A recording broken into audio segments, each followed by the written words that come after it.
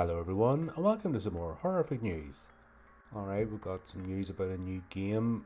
I know I'm scraping the bottom of the barrel, going on the Gaming Bible game, but I thought we'd take a look at it anyway. Silent Hill meets Resident Evil in free horror PC download. There are a lot of horror games out there these days.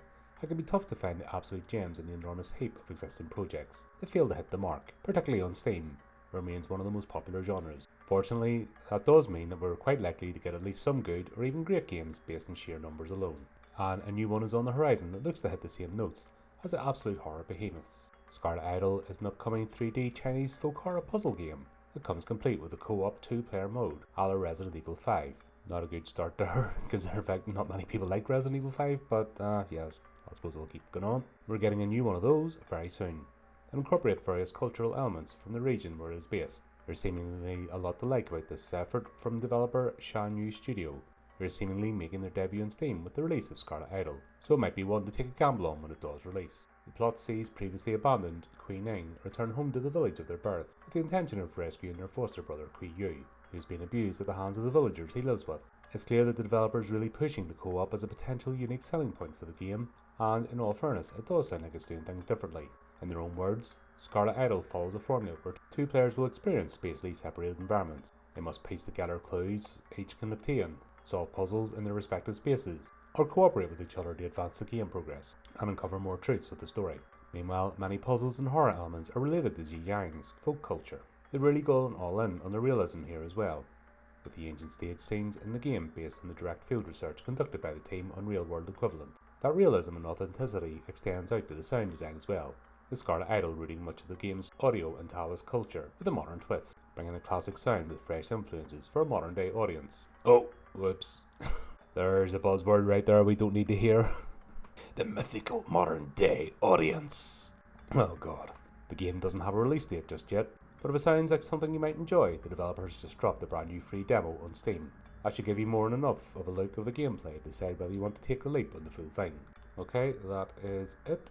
So, obviously after Real Gods of a Hysteria, and I don't know whether that infected Blasphemy, which I was enjoying, but I am really hesitant about game demos. I had major PC trouble after that game. I don't know what the hell it did. It took me about a month of reinstalling and finding updates and stuff to try and figure out what the hell it did. Really annoying, and it just wrecked everything. So I am reticent to download anything from indie publishers now.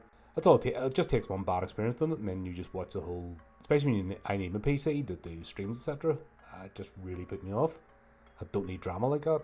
Eventually, I'd like to get maybe a second PC just for running games on, like just a cheap one to do the business and just have it streaming. But considering the fact I need this for everything else that I do, yeah, I'm not taking a chance.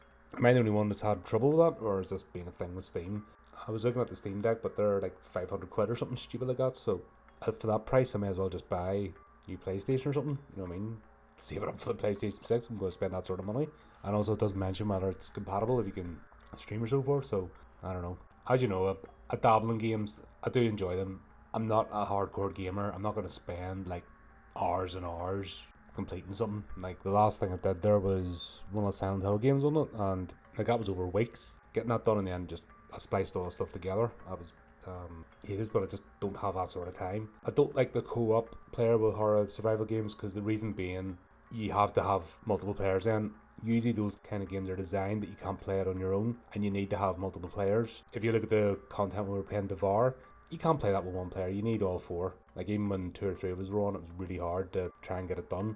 You know, and that's the problem with these sort of games. You're always relying on others, so you can't just jump on. You have to schedule a time. You have to have people online or try and go to the random servers, and it just becomes a nightmare then. Something that's just meant to be relaxing becomes work. You can't do enough work, thanks very much, for like bringing in the gaming as well.